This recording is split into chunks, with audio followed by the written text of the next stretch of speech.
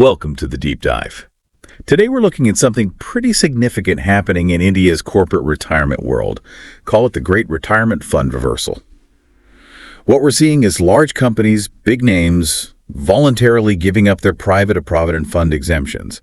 They're moving huge amounts of employee savings back into the national system, the EPFO. Yeah, it's a really interesting trend. We're not talking small change either. Exactly. In just the 2 years up to July 2024, you had 27 major firms make this move. They transferred nearly, 1,688.82 crores. Close to 1,700 crores, yeah, affecting around 30,000 employees. It's a definite strategic shift. So the big question is why? Why now? We think there are two main drivers, and we'll dig into them using the official procedure, the SOP from October 2023, as our guide. And it's fascinating, isn't it? Because these companies fought hard for those exemptions, for the freedom to manage their own funds. Now they're choosing, bureaucracy. That's the puzzle, right? Let's start with the push factor, the financial risk for the company itself. See, if you run your own private PF trust, the main rule is you have to match whatever interest rate the EPFO declares each year. And if your trust's investments don't deliver that return, then the company is on the hook. Legally. They have to cover the shortfall out of their own pocket. which creates this unpredictable liability, doesn't it? It's not something you can easily budget for. It's a bit of a financial time bomb. Absolutely. So surrendering the exemption, it's basically a de-risking strategy. Completely. It gets rid of that financial volatility, and maybe just as importantly, it removes the personal legal risk for the senior executives who act as trustees.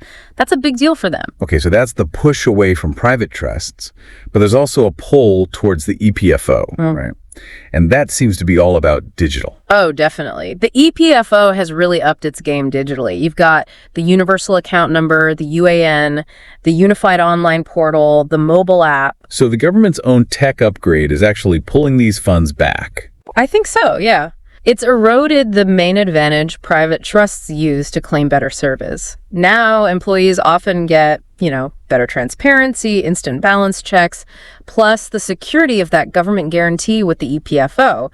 So for you, the employee listening, the trade-off is sort of clear. You might give up the chance of slightly higher returns from the private trust, though that comes with risk and maybe slightly more flexible withdrawals. But you gain the certainty, the stability, the government backing of the national system. Exactly. Stability versus potential upside. Okay, so companies want to de-risk. Employees like the new digital EPFO. Sounds like surrendering should be straightforward. Huh. Well, you'd think so, wouldn't you? But no, the process itself is quite something. Legally, it's framed as a cancellation of exemption, almost punitive. Section 17(4). Sounds serious. It is. It means the EPFO is extremely careful. They don't want to inherit any financial messes. So the upfront checks are intense. How intense? Well, first hurdle, Form SE1. That's 35 data points. Plus, they need 21 supporting documents. Think 3 years of audited financials, board resolutions, the works. 21 documents. Yeah. And the regional office, they're the gatekeepers. If your application isn't perfect, they're supposed to send it back within just 7 working days. No messing around. Okay, so financial scrutiny is paramount. Absolutely non-negotiable. They mandate a third-party audit, a TPA, paid for by the company, of course. And that audit report has to state crystal clear that no liability will occur to EPFO because of the transfer. No ambiguity allowed. And the company has to promise to cover any losses found later. Precisely. Yeah. A legally binding undertaking to make good on any shortfall discovered in the old trust books. Right, so once all that paperwork and the audit are cleared, what happens? The regional commissioner issues Form SE5. This sets the official surrender date. And this is where the pressure really ramps up. How so? Because that surrender date starts a clock, a very strict 30-day clock. Within those 30 days, the company must transfer the entire employee savings corpus, the past accumulations, or PA. 30 days to move potentially crores of rupees. 30 days. And if they miss it, penalties kick in. Section 14B damages, plus 12% simple interest per year under Section 7Q. Wow. So the EPFO's priority is get the money first, ask questions later. Basically, yes. Secure the employee's funds above all else. Any older compliance issues can be dealt with separately, but the transfer itself is priority number one. But, okay, the money's moved within 30 days. Is it all done then for the employees? Can they access their funds straight away? Well, that's the tricky part. Even after the funds are with the EPFO, the final legal cancellation, the official government notification, that takes time. It has to go up through the Central Board of Trustees, the CBT. How much time are we talking? Estimates suggest maybe 6 to 9 months, sometimes longer. And during this limbo period, Well, employee access to those transferred past accumulation funds can be restricted. I can see how that would be frustrating. Your money's moved, but you can't easily touch it for months. Exactly. It's a major point of friction. But overall, you see the logic. This whole multi-stage process from the RO up to the head office, the CBT, and finally the government, it's designed to enforce accountability. Right. Protect the EPFO and ultimately the employee savings. And they are trying to improve it. There's now an online surrender portal launched August 2024 to help with the paperwork mountain. And the Labor Ministry is apparently looking at speeding things up further in 2025. Okay, let's wrap this up. Thinking ahead. The government's trying to cut down that limbo period, make the whole surrender process smoother, faster. Yeah, reduce it from potentially a year or more down to just a few months, hopefully. So here's the final thought for you. If they actually succeed, if surrendering becomes genuinely quick and relatively painless, Yeah. what does that do to the calculation for companies still running their own trusts? Good question. Does holding on to that exemption with all the risk and administrative hassle still make sense? Or does it become, an unnecessary burden for most? Something to watch. Yeah. Will this trickle become a flood if the process gets easier? We'll have to see. Thanks for joining us on The Deep Dive.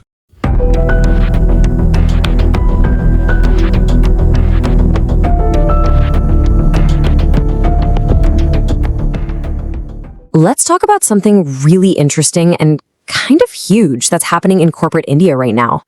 We're seeing some of the biggest companies in the country willingly, and I mean willingly, give up control of their own private multi-crore retirement funds and just hand them back to the government. This isn't some small policy tweak. It's a massive reversal of how companies have always thought about their employees' futures. So that leads to the big question, right? Why? For decades, running your own pension fund was seen as a badge of honor. It was a sign of corporate strength and stability. And now, all of a sudden, we're seeing this full-blown exodus. What on earth changed? Why are they so eager to just give up that control? And just so we're all on the same page about the scale we're talking about here, it is staggering. In just 2 years, a tiny group of only 27 companies moved almost 1,700 crores back to the government's Employees Provident Fund Organization, the EPFO. This is not a small trickle. It is a tidal wave of money and responsibility that's changing hands. We're calling this whole phenomenon the Great Retirement Reversal. And to really get it, we need to step inside the boardroom and understand the very calculated reasons that are driving this pretty complex decision to walk away from their own pension trusts. It really all boils down to a few key factors, some pushing them away from private trusts, and one big one pulling them toward the EPFO. The push is all about risk. First, there's the financial risk. Companies legally have to guarantee they'll match whatever interest rate the EPFO declares. So if their investments underperform, guess who makes up the difference? The company does, right out of its own pocket. That's a huge, unpredictable liability. Then there's the personal, fiduciary risk. We're talking about senior executives being personally, legally responsible for the fund. Meanwhile, the big pull factor is just better service. The government's EPFO now has this amazing digital platform that most private trusts just can't compete with. So how does a company actually do this? I mean, you can't just wire the money and call it a day. Oh no, the EPFO has laid out this formal multi-stage process that is designed to be incredibly thorough, almost deliberately difficult, you could say, to make absolutely sure every single rupee of employee savings is protected. You should really think of it like a 4-phase gauntlet. Each stage is a new test of the company's commitment and its financial health. It starts with a literal mountain of paperwork, then moves to a forensic audit, then to the high-stakes transfer itself, and all of that happens before you even get to the final government sign-off. Phase 1 is basically designed to be a massive filter. It all kicks off with something called Form SE1. And trust me, it's less of a form and more of a 35-point interrogation. And it has to be backed up by 21, yes, 21 different mandatory documents. And we are talking about some serious documentation here. I mean, think certified board resolutions from both the company and the trust, formally approving this whole surrender. We're also talking about 3 full years of audited balance sheets for both the company and its private trust. Basically, the FPO wants a complete financial confession right from the get-go. Okay, so let's say you survive the paperwork. What's next? Well, now comes phase 2, the mandatory third-party audit. The company actually has to hire and pay for an independent auditor to come in, go through everything, and certify that the fund is financially healthy, that the assets on hand can cover every single liability. And this right here, this is the single most important line in that entire audit report. The auditor has to explicitly state this, which legally protects the EPFO. It's a guarantee. It's the auditor saying, hey, government, we've checked the books and you are not inheriting a fund with a hidden financial black hole. All right, if you thought that was intense, buckle up. Because once that audit is clear, we enter the most high-pressure, intense part of this entire journey. This is where the clock really starts ticking. First, we got to get a key legal term down, past accumulations, or PA. Now, this isn't just the money from the last few months. No, this is the whole shebang. It's the entire historical corpus of the fund, every single rupee ever contributed by the employer and the employee, plus all the interest it's ever earned. The very instant a company gets its provisional approval, a 30-day countdown begins.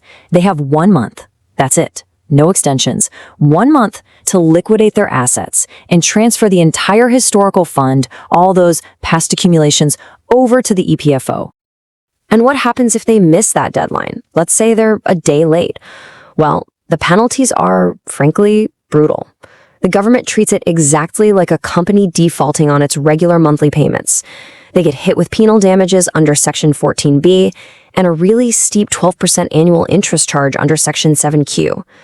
The bottom line, delay is just not an option. So we've talked a lot about corporate strategy and government process, but what does this all mean for the actual employees? You know, the people whose life savings are at the center of all of this.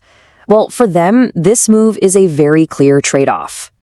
On the one hand, employees gain this incredible security. Their savings go from being tied to their company's performance to being backed by a sovereign guarantee from the government. That's huge. Plus, they get full access to the EPFO's modern, easy-to-use digital platform. The trade-off, though, is flexibility. Private trusts often had faster, sometimes more lenient rules for things like loans and withdrawals. Now, employees fall under the EPFO's stricter, one-size-fits-all system. But there's also a pretty significant short-term pain point here, what people are calling the limbo period. Even after all the money is transferred, that final government approval can take more than a year. And during that whole time, an employee's past savings are totally safe, but they're also completely locked down. No loans, no withdrawals. You could imagine how frustrating that must be. What's really interesting, though, is that this whole process isn't set in stone. The government and the EPFO are actively looking at this complex procedure and trying to refine it, which really signals that this whole trend is probably here to stay. And you can see just how quickly this is all changing. The main rulebook, the SOP, only came out in late 2023. Less than a year later, boom, there's a dedicated online portal. And now you have the Ministry of Labor getting involved, specifically looking for ways to shrink that painful limbo period for employees. Things are moving fast. Which, brings us to the final and I think most provocative question here. As the government continues to streamline this whole surrender process, making it faster, more digital, and less painful, what happens to the value proposition of running a private fund at all? I mean, if exiting becomes seamless and easy, the pressure to justify staying becomes immense. And that question, right there, could end up reshaping India's entire corporate retirement landscape.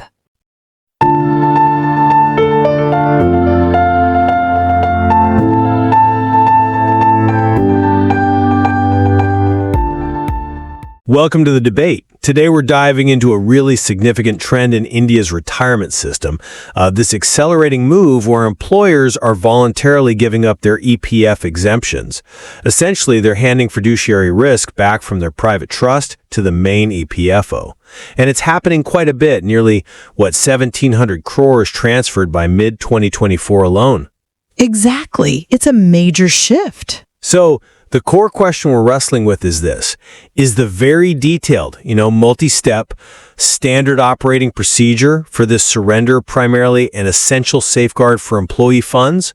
Or is it actually an excessive administrative hurdle that makes it really tough for companies to make this switch smoothly? I'm arguing that the rigor is absolutely needed for security. And I see it a bit differently. While, yes, security is paramount, I tend to view that detailed SOP as, frankly, a bit punitive. It feels like a heavy, front-loaded administrative burden, especially for companies acting in good faith. Well, I think that rigor is non-negotiable, really, given the huge financial stakes. We're talking about people's life savings here. The whole process is very deliberately anchored using Section 17(4), that's the legal cancellation provision, to give it maximum statutory weight. And why? Because often, the main reason these private trusts want to surrender is their inability to match the statutory benefits. That inherently signals, potential financial risks already exist. And that's precisely why the mandatory third-party audit, or TPA, which the employer has to pay for, must explicitly certify that zero liability will pass to the EPFO. It's about preventing the main fund from inheriting financial shortfalls from these trusts. Okay, I understand the goal, but that level of deep dive rigor translates into a real administrative headache. I mean, just to start the application, just Form SE1, an establishment needs this exhaustive list. I think it's 21 mandatory supporting documents, including 3 years of audited balance sheets for both the trust and the company. That feels like a disproportionate amount of corporate effort just to exit a system. It's thorough, yes. It is. And what's more, the employer has to give a legally binding undertaking to cover any loss or liability found, even after the transfer is complete. That makes the whole financial cost of exiting unpredictable, potentially punitive for years down the line. It's a massive disincentive. I see why you'd frame it as a burden, but let me offer another perspective on the efficiency side. The SOP actually tries to be smart about speed by decoupling the process. They use Form SC5, which gives provisional approval. Now, this lets the establishment immediately start filing their monthly returns, the ECR, and send current contributions straight to EPFO. So, employee service continues uninterrupted while that complex historical verification happens in the background. That decoupling for current contributions sounds good on paper, I'll grant you that. But haven't you considered how that apparent efficiency is immediately undercut by the really quite severe enforcement tied to transferring the historical money, the past accumulations, or PA? How so? Well, once that Form CE5 is issued, the clock starts ticking. There's a strict 30-day deadline to transfer the entire PA balance. Any delay, any at all, brings automatic penal damages under Section 14B and that hefty 12% interest under Section 7Q. It essentially turns what should be a careful compliance process into an intense operational pressure cooker. The risk of slipping up is huge and the penalties are immediate. But isn't that level of project management exactly what's needed when you're dealing with the retirement savings of potentially thousands of employees? You have to move that money quickly and accurately. It demands focus. Perhaps, but that pressure cooker atmosphere directly contributes to the data integrity risks and, just as importantly, the employee anxiety during what everyone calls the limbo period. Look, the chairman of the Board of Trustees is made solely responsible for the accuracy of Form CE6. That's the detailed member-by-member breakdown of all those past accumulations. Right. Accountability is key. Of course, But errors happen, especially with older records, maybe members without a UAN yet. These errors lead to reconciliation delays, and that creates this anxious waiting time, often 6-9 months, maybe even longer, where employees literally cannot access their own past savings, not for withdrawals, not for loans. Their money is stuck in transit. I understand the frustration of waiting, I do. But isn't that waiting period, that limbo, the necessary price for ensuring the money moves securely into a modern, digital, and verifiable system? The demand for meticulous, KYC-compliant data, like UANs, it's just non-negotiable for entry into the EPFO's current platform. And look at recent directives, like that June 2025 circular. It mandates bulk UAN generation, and getting that PA credited, yes. But it also temporarily freezes withdrawals until Aadhaar seeding is done. That's a crucial safeguard, surely. It protects the fund's integrity, prevents potential fraud, before any money goes out to individuals. It's a safeguard with a significant human cost during the transition. So, to quickly summarize my view, this stringent SOP, underpinned by legal mandates like Section 17.4, financial checks like the TPA certification, and, yes, those penalties under 7Q and 14B, it all functions as a necessary regulatory insurance policy. It protects employees' savings and ensures the EPFO isn't inheriting trusts that are already in financial trouble. And from my perspective, the cost of exit feels deliberately set quite high. It's marked by that heavy administrative front-loading and those immediate, severe financial penalties for any slip-up. This framework, even with recent digitalization like the August 2024 online portal, still acts as a major deterrent, particularly for smaller trusts. And that lengthy, anxiety-filled limbo period for employees, that remains the biggest point of friction on the ground. It's interesting, though, that the Ministry of Labor has its review planned for 2025, specifically looking at expediting things and reducing that limbo period. That does suggest the administrative complexity is a recognized challenge, even at the policy level. Absolutely. And we'll definitely keep watching how this balance between, essential protection and practical, workable speed continues to evolve. It's critical for India's retirement landscape.